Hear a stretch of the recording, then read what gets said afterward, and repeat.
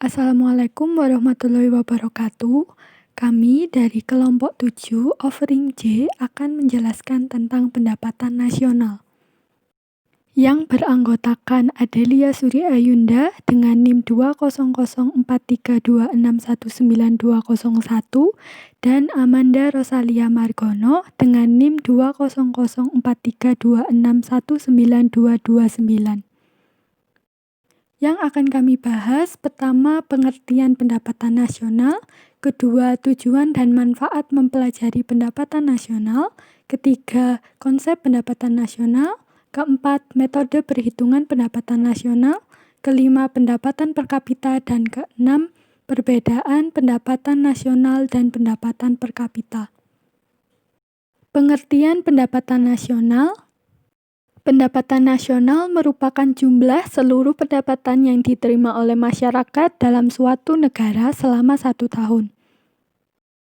Materi 2 yaitu tujuan dan manfaat mempelajari pendapatan nasional. Tujuan mempelajari pendapatan nasional yang pertama mengetahui kemampuan dan pemerataan perekonomian masyarakat dan negara. Kedua, memperoleh taksiran yang baik tentang nilai barang dan jasa dalam 1 tahun. Ketiga, membantu pemerintah dalam perencanaan dan pelaksanaan program pembangunan. Keempat, mengkaji dan mengendalikan faktor-faktor yang mempengaruhi perekonomian negara.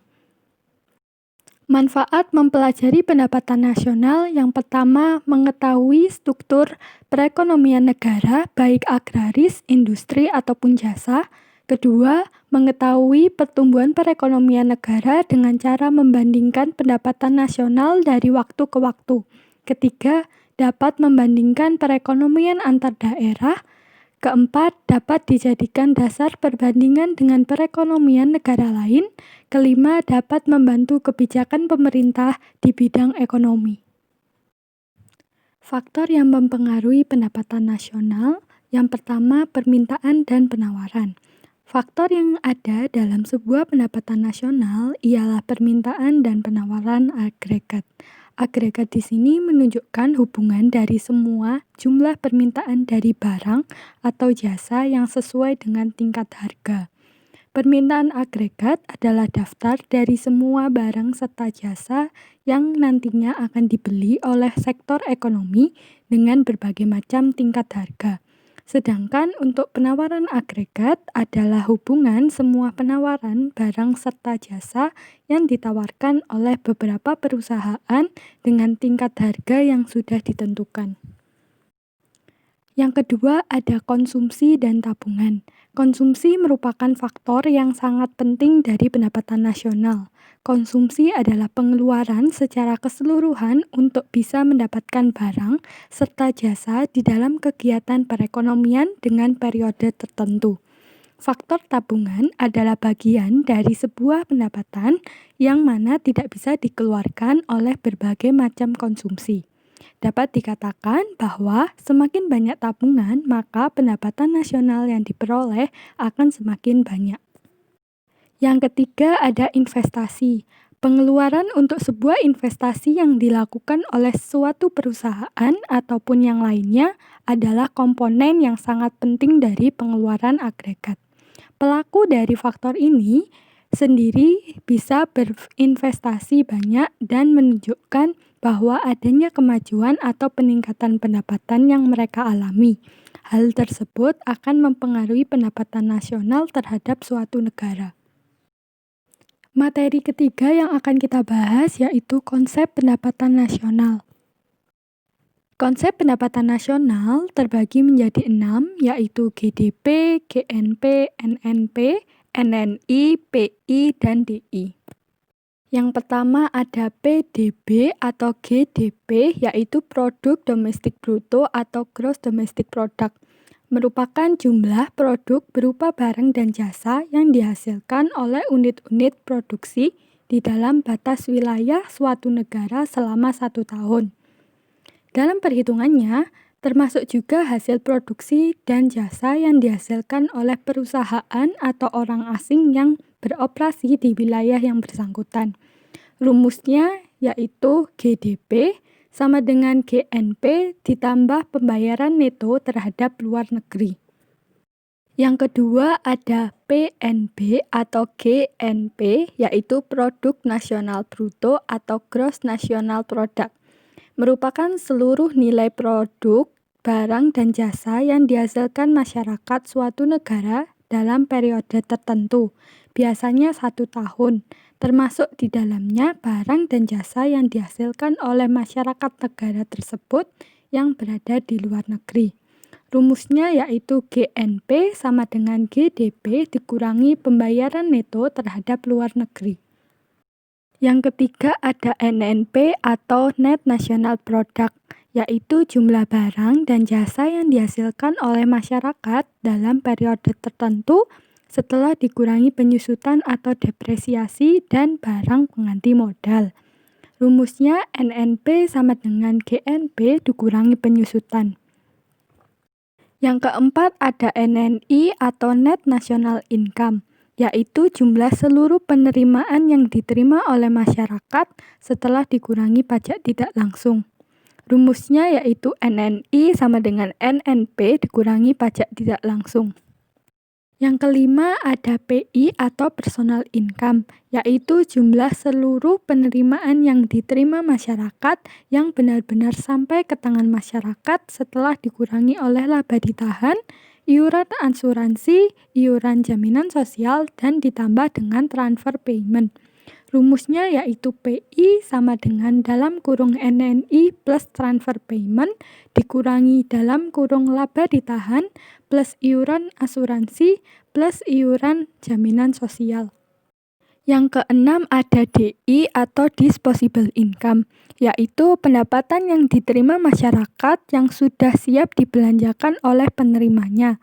Rumusnya yaitu DI sama dengan PI dikurangi pajak tidak langsung. Hubungan antara pendapatan nasional dan pribadi. Saat pendapatan nasional dikurangi keuntungan perusahaan yang tidak dibagi, pajak keuntungan perusahaan, kontribusi kepada dana pensiun jika ada, pembayaran pindahan, bunga pinjaman konsumen, dan bunga pinjaman pemerintah, hasilnya akan menjadi pendapatan pribadi. Istilah-istilah. Yang pertama yaitu transfer perusahaan. Meliputi semua pengeluaran perusahaan kepada sektor swasta di mana perusahaan tidak memperoleh balas jasa. Contohnya, bantuan terhadap lembaga sosial. Yang kedua, pajak tidak langsung. Apabila oleh pembayar pajak beban pajak dapat dialihkan kepada pihak lain. Yang ketiga, subsidi perusahaan, yaitu bantuan pemerintah kepada perusahaan-perusahaan yang menemui kesulitan dalam usahanya, namun dari kepentingannya perusahaan tersebut masih perlu untuk dipertahankan. Yang keempat, penyusutan. Yang dimaksud yaitu penyusutan perusahaan terhadap bangunan, mesin-mesin dan perlengkapannya, termasuk kerusakan aktiva tetap perusahaan yang tidak terduga. Selanjutnya yaitu metode perhitungan pendapatan nasional. Yang pertama yaitu metode produksi. Yang dimaksud metode produksi yaitu nilai barang dan jasa yang diproduksi di suatu negara dalam 1 tahun dengan cara menjumlahkan value added tiap proses produksi. Metode ini menggunakan rumus Y sama dengan sigma P plus Q atau Y sama dengan P1 kali Q1 plus P2 kali Q2 plus P3 kali Q3 plus Pn kali Qn dengan keterangan Y sama dengan pendapatan nasional atau GDP, Q1 jumlah barang ke-1, P1 harga barang ke-1, Q2 jumlah barang kedua, P2 harga barang kedua, Qn jumlah barang ke-N, Pn harga barang ke-N. Pendekatan produk. Pendekatan produk yang dimaksudkan yaitu penghitungan produk secara neto, yaitu nilai tambah yang diciptakan dalam suatu proses produksi. Pendekatan ini dilakukan dengan cara menjumlahkan nilai tambah yang diciptakan pada setiap proses produksi. Selanjutnya, komponen usaha atau produksi penyumbang pendapatan nasional. Yang pertama, pertanian, peternakan, kehutanan, dan perikanan. Yang kedua, pertambangan dan penggalian. Ketiga, industri pengolahan. 4, listrik, gas, dan air minum. 5, bangunan. 6, perdagangan, hotel dan restoran. 7 pengangkutan dan komunikasi, 8 bank dan lembaga keuangan lainnya, 9 sewa rumah, 10 pemerintahan dan pertahanan, 11 jasa-jasa. Yang kedua yaitu metode pendapatan. Yang dimaksud dengan metode pendapatan yaitu seluruh pendapatan yang diterima pemilik faktor produksi yang disumbangkan kepada rumah tangga produsen selama 1 tahun. Metode ini menggunakan rumus Y sama dengan W plus R plus I plus P dengan keterangan Y sama dengan pendapatan, W sama dengan upah, R sama dengan sewa, I sama dengan bunga, dan P sama dengan laba. Yang ketiga yaitu metode pengeluaran. Yang dimaksud dengan metode pengeluaran yaitu jumlah pengeluaran secara nasional untuk membeli barang dan jasa yang dihasilkan dalam 1 tahun dengan cara menjumlahkan pengeluaran RTK, RTP, RTG, dan RTLN. Metode ini menggunakan rumus Y sama dengan C plus G plus I plus X min M dengan keterangan Y sama dengan pendapatan nasional, C konsumsi, G pengeluaran pemerintah, I investasi, X ekspor, dan M impor. Selanjutnya yaitu pendapatan per kapita. Pendapatan per kapita. Yang dimaksud dengan pendapatan per kapita yaitu besarnya pendapatan rata-rata penduduk di suatu negara. Pendapatan per kapita diperoleh dari hasil pembagian pendapatan nasional suatu negara dengan jumlah penduduk negara tersebut. Pendapatan per kapita dapat dihitung dengan GNP per jumlah penduduk. Tujuan menghitung atau menganalisis pendapatan per kapita. Yang pertama, mengetahui tingkat kemakmuran masyarakat. Kedua, membandingkan kedudukan negara dengan negara lain. 3, mengetahui pengelompokan negara, yaitu maju, berkembang, dan miskin. Dan keempat, memberikan arah bagi pembangunan ekonomi nasional dan pertumbuhan ekonomi daerah. Selanjutnya yaitu perbedaan pendapatan nasional dan pendapatan per kapita. Perbedaan antara GNP atau pendapatan nasional dan PCI atau pendapatan per kapita. GNP mengukur kemakmuran negara, sedangkan PCI mengukur kemakmuran tiap anggota masyarakat dalam wilayah negara. Besarnya tingkat PCI menjadi indikator adanya proses pembangunan ekonomi. Tingginya PCI merupakan hasil pembangunan dan tercapainya pertumbuhan ekonomi. Laju pertumbuhan ekonomi bisa dihitung dengan menggunakan rumus PCIT min PCIT min 1 per PCIT min 1 kali 100%. Terima kasih atas perhatian teman-teman. Wassalamualaikum warahmatullahi wabarakatuh.